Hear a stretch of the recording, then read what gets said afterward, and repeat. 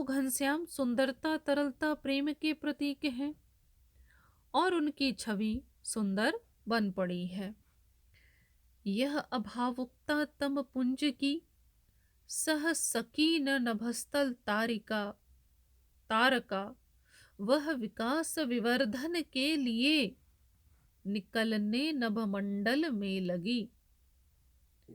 आसमान में जब पूरी धरती में प्रकाश सिमट गया, सूर्यास्त हो गया और तम ने आसमान को घेर लिया, ऐसे में जो तारे हैं वह निकलने शुरू हो गए।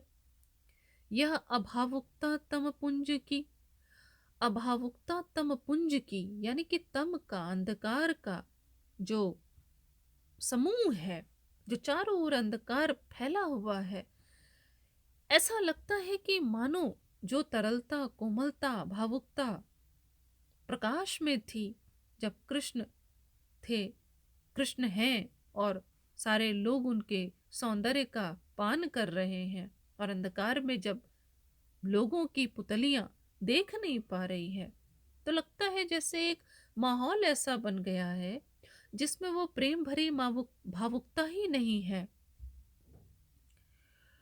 और तब जो लगता है कि यह जो तारका है, नभ स्थल, नभ की जो तारिका है, जो तारे हैं, वह विकास विवर्धन के लिए, मानो ऐसा लगता है कि फिर से प्रेम के प्रसार के लिए, सौंदर्य के प्रसार के लिए, कृष्ण की छवि को लोग निहार सके, सौंदर्य में डूब सके, इसके लिए नवमंडल में फैलने लगे हैं।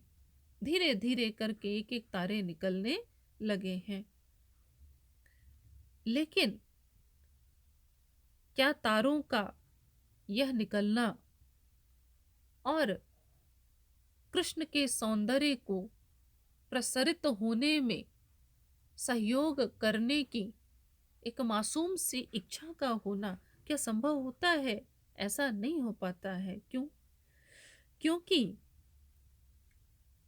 तारों के निकलने के बावजूद भी तारों का प्रकाश उतना प्रखर नहीं है, और जो दर्शक हैं उनकी लालसा पूरी नहीं होती है कि वो कृष्ण को उस अंधेरे में देख सके। अगली पंक्तियों में है, तदपि दर्शक लोचन लालसा, बावजूद इसके कि तारे आसमान में निकल गए, दर्शकों की लालसा पूरी नहीं हुई। उनकी आंखों की लालसा क्या है? कि कृष्ण को निहारे, है ना। फलवती न हुई, हाँ बोलो, है ना। फलवती न हुई तिल मात्र भी, तिल मात्र भी मतलब नाम मात्र को भी, थोड़ा सा भी उनकी आंखों की, ब्रज के लोगों की, ब्रजमंडल के वासियों की, उनकी यह जो लालसा थी कि कृष्ण को हम यूं ही निहारते रहे जैसे कि प्रकाश में देख रहे थे, वह उनकी यह लालसा पूरी नहीं हुई। यह विलोक विलोचन दीनता, सकुचने शरीरुह भी लगे, और आंखों की यह दीनता को देख करके, यह विलोक विलोचन दीनता, ऐसा लगता है मानो कि जो सरसी रूह यानी जो कमल हैं, ठीक है, सरसिज भी बोलते हैं, जो कमल हैं, ऐसा लगता है कि आंखों की इस दीनता को देखकर, इस असमर्थता को देख करके कि वे कृष्ण को नहीं देख पा रहे हैं, तारों ने निकल करके सहयोग करने का प्रयास किया, बावजूद इसके उतना पर्याप्त प्रकाश नहीं है कि आंखें देख पाए, और आंखों की यह व्यवस्था को देखकर ऐसा लगता है मानो संकोच से और दुख से जो कमल हैं वे सिकुड़ गए हैं, सकुचा गए हैं। सकुचना यानी सिकुड़ना, क्योंकि सूरज के डूबने से कमल भी, उसके पुट जो है वो बंद हो जाते हैं।